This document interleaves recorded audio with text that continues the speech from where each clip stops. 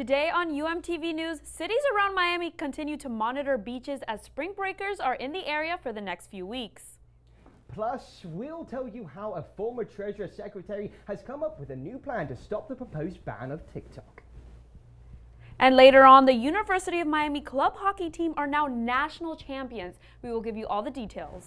All those stories and more on this episode of UMTV News. It starts right now.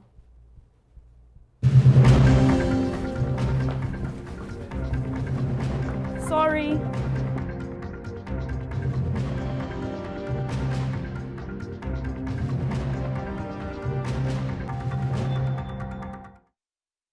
Hello and welcome to this edition of UMTV News. I'm Isabella Morales. And I'm Harvey Duplock. Thank you for joining us.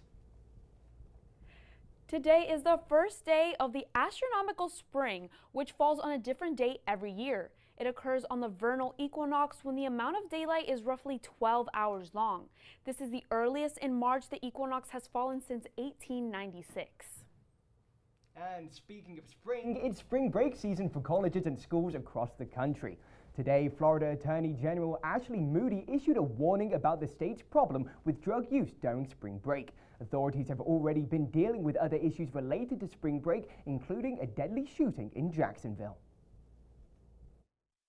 Earlier this month, Governor Ron DeSantis offered beach communities additional manpower during the spring break season. 17 agencies requested a combined 140 highway patrol troopers, but Jax Beach Police Department was not among them. Our police force, they responded quickly.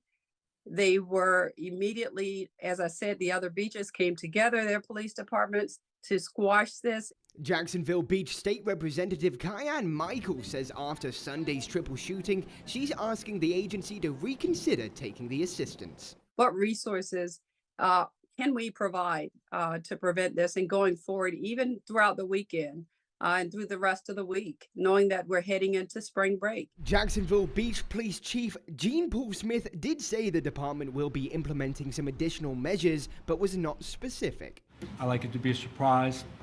You can probably bet if you know me that, yeah, we're going to be doing some things. When asked if those measures would include taking advantage of the state assistance, a PIO for the department did not address the question directly, but did say the department surges personnel during busy times of the year.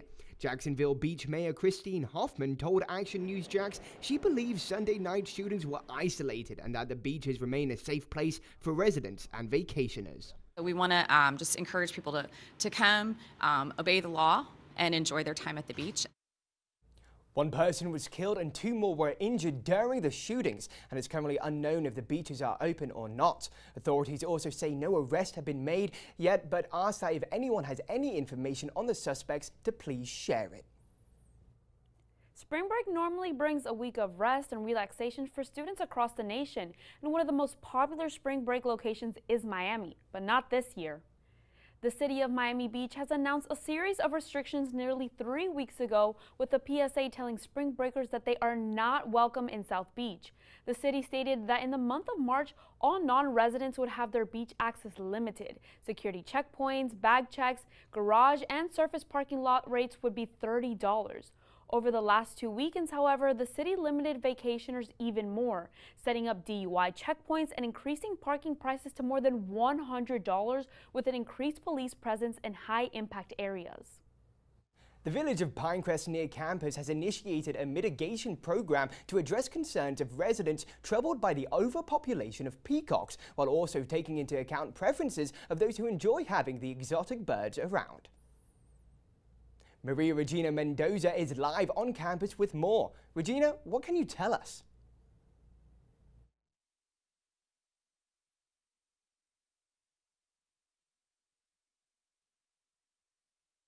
Led by Dr. Dawn Harris. Nature thrives alongside community life, but what happens when the beauty of peacocks clashes with the neighborhood peace? I see the peacocks every single day pretty much on my front lawn, on my roof, crossing the street, everywhere. There are too many peacocks. I guess there have been peacocks around for quite some time in South Dade, particularly in Pinecrest, but we've run into roadblocks, really what to do with peacocks in recent years. We've probably been working on it for 25 years. So actually one of our council members, Shannon Del Prado, had this wonderful idea, kind of treat them like you would treat a feral cat. In a sense. So we go out and figured, we could trap the things so we can have them neutered, and we'll bring them back to the community, and then the population would go down. Dr. Don Harris, who specializes in exotic animals, explained how he conducts the procedure. We snip that tube, remove it, takes 3 minutes. Minimally. In fact, I don't even want to say it's minimally traumatic. I think it's atraumatic. And then we give him we turn off the gas, let him breathe oxygen for a minute, give him the reversal for the injectable sedative, and bring him back out to the pen. Dr. Harris says that after the procedure has been completed, the peacocks are safe to return to their habitats within just a few hours. Despite the city's initiative to lower the number of peacocks, Pinecrest residents continue to see them all over the area. The ultimate goal is to ensure effective population managing while also making sure the peacocks are safe. Reporting live for UMTV, I'm Maria Regina Mendoza. Thank you, Maria Regina. The primary election period is continuing in the United States, and the Florida ballots opened up today along with Arizona, Kansas, Illinois, and Ohio. In Florida, the Democratic ballot only had one candidate, that being current President Joe Biden, but the Republican Party features multiple candidates, including former President Trump and Governor Ron DeSantis. While multiple candidates appear on the ballot, many of the Republican candidates have already dropped out of the race. Florida will be the first to close its polls tonight, with the state's primary elections wrapping up at 7 p.m. Former Trump senior advisor Peter Navaro has surrendered to a federal prison in Miami today. Navaro began serving a prison sentence after being convicted of contempt of Congress. Navaro has been sentenced to 4 months in prison because of his unwillingness to comply with a subpoena from the January 6th House committee. The former aide, who also worked closely with Trump to try to overturn the 2020 election results, has maintained his innocence throughout the conviction process. This is not about me. One of the big stories is about what is really an unprecedented assault on the constitutional separation of powers. Before his surrender, Navaro was holding out hope for a successful appeal from the U.S. Supreme Court. This was unsuccessful, with U.S. Supreme Court Justice John Roberts saying he had no basis to disagree with the decision. There's another twist in the conversation about the potential ban of the popular social media platform TikTok in the United States. Former Treasury Secretary Mnuchin has announced his plan to buy the meager popular social media app. The declaration comes on the heels of a bill passing through the House of Representatives that would ban TikTok in the United States unless it's sold to an American company within 6 months. The bill, which passed with overwhelming support, is being considered due to concerns that the Chinese government is using TikTok to steal data from American users. In order to be put into law, the legislation must still pass through the Senate and be approved by President Biden. Time for a short break now. But coming up, we'll tell you all about a new accessible birth control option for women. Stay with us.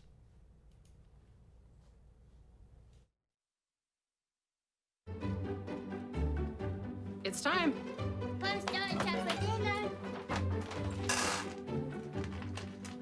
Oh, terrific.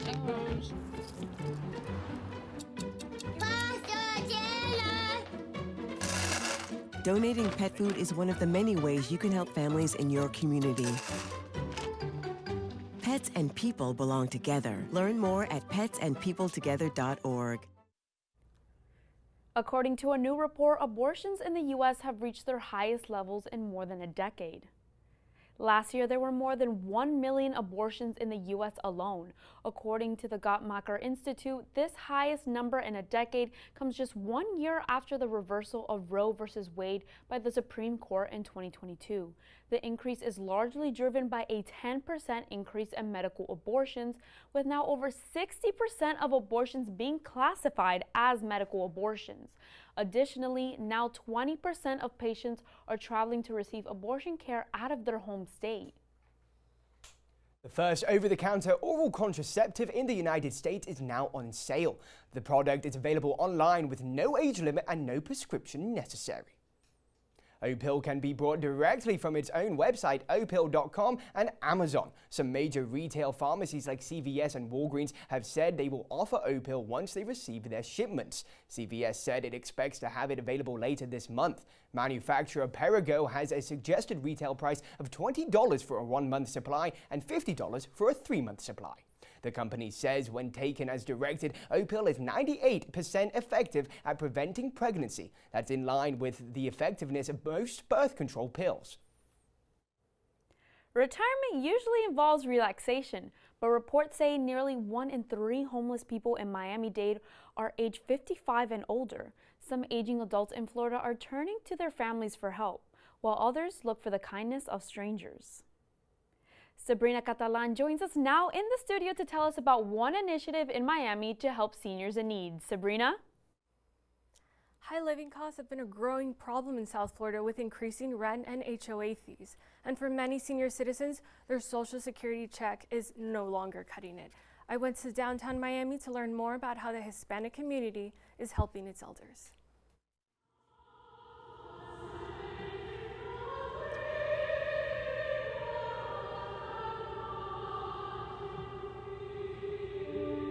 For over 40 years, Jesu Catholic Church, located in downtown Miami, has used its donations to care for the senior citizens in their community by providing them with free breakfast and lunch. This Women's Month, we are recognizing strong female figures like Sister Julia and Isabel that have helped manage this program for 20 years. Together, they feed 60 people daily.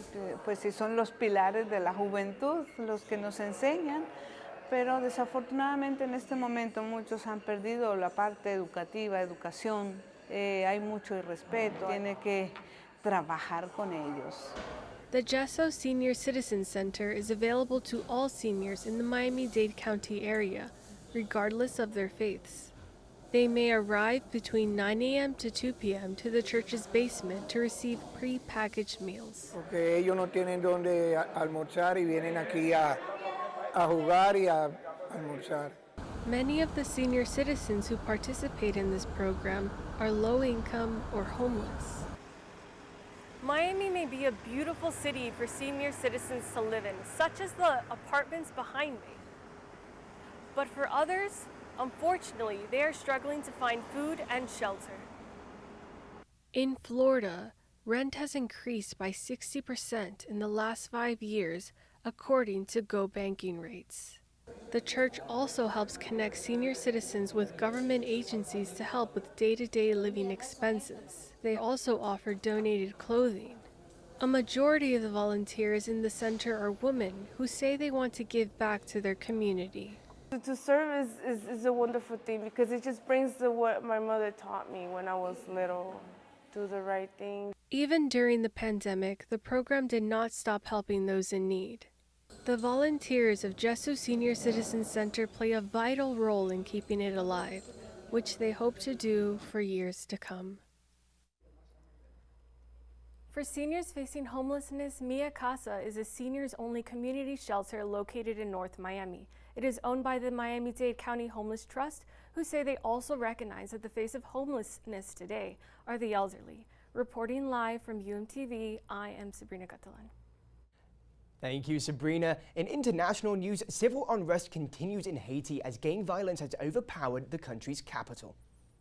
The violence Haiti faces began in 2018 and has increased after the assassination of the country's president in 2021.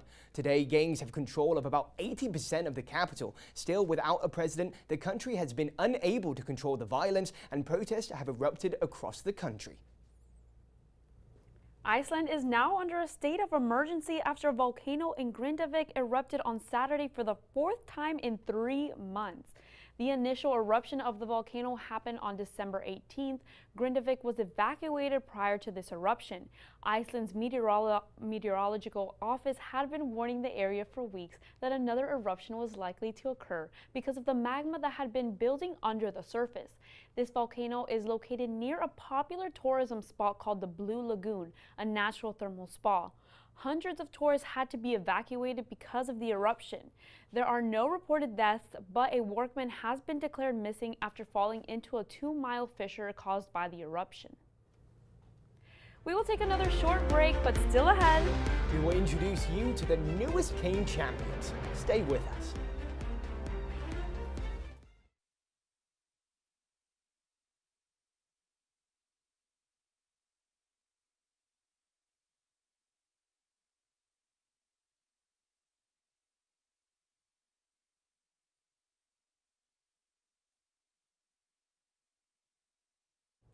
sugar, spice, and everything nice. One organization on campus has dedicated this entire week to sharing its culture with others. Federación de Estudiantes Cubanos, also known as FEC, is sharing everything from pastelitos to cafecitos in celebration of Cuban Culture Week at the University of Miami. This small cup of coffee called cafecito has a big impact for not just Cuban students, but all those associated with the culture. Coffee is an integral part of the culture as Cuba is one of the largest coffee producers in the world. But here at UM, Cuban students on campus hope to spread cultural pride and coffee beans across the university. Keeps us awake, for sure. And for me, and I think a lot of others, it gives us nostalgia. It's just a little part of our culture that we keep with us usually every day. With goals to spread Cuban culture across campus, FEC even had one surprise visitor today. Senior Vice President of Student Affairs, Dr. Pat Whiteley, stopped by for some cafecito and was even named an honorary Cuban. And over the weekend, we celebrated another holiday, St. Patrick's Day. It's associated with leprechauns, which are common characters in Irish folklore. They are often depicted as having a hidden pot of gold at the end of the rainbow. And I heard that Ryan Marshall went searching for the magical beings on St. Patrick's Day. Ryan joins us now live. Ryan, can you tell us what you saw? Well, guys, as you can see, I'm still wearing green to celebrate the Irish holiday, but I'm sorry to disappoint. I wasn't able to find any leprechauns this weekend. However, I did end up seeing a lot of gold. What looked to be a normal Sunday at the pet boarding facility Pet Squire actually turned into the cutest St. Patrick's Day party in Miami.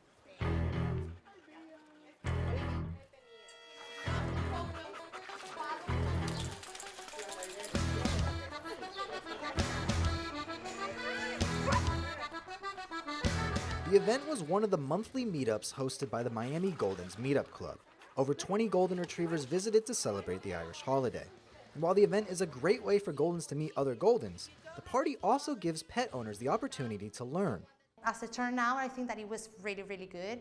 The dogs have, a part that is for enjoyment, and then the humans can have a little bit learning. At the event, owners were able to learn about the importance of feeding their pets quality food and hear from a local author and golden owner about therapy dogs. Golden Retrievers are very known for being the perfect breed to be a therapy dog, for their demeanor and the temperament. The St. Paddy's Day party was filled with activities for the dogs, as there was a costume contest, paw painting, a pet photographer capturing all of the memories, and of course, a pool to cool off. And the Miami Golden community is only expected to grow as more owners continue to learn about the importance of being a good pet owner. I expect it to grow, and I expect that this is get a really, really big community and a really educated community. But for now, the Golden Retrievers wish you a very, very happy St. Patrick's Day. And Alejandra pays for these events completely out of her own pocket, and they're completely free to attend. So if you have a Golden Retriever and like to attend any future events, you can find out more information at Miami Goldens Meetup Club on Instagram. Reporting live from the UMTV courtyard, for UMTV, I'm Ryan Marshall. Thank you, Ryan. And finally, a big shout out to the University of Miami men's hockey team that has won the 2024 season. Instagram content shout out. This win historic, as this is the first Florida team to win this title. The UM Club hockey team will be celebrating their 2024 victory this coming Thursday, March 21st at the Lakeside Patio University. Well, I don't know what's so funny. My roommate wins a national hockey championship and you're laughing? It's so disrespectful. I'm so sorry. We are really proud of them though. And that's all the time we have for today. Thank you for joining us on UMTV News. We will return next week at the same time. Have a great day and good night.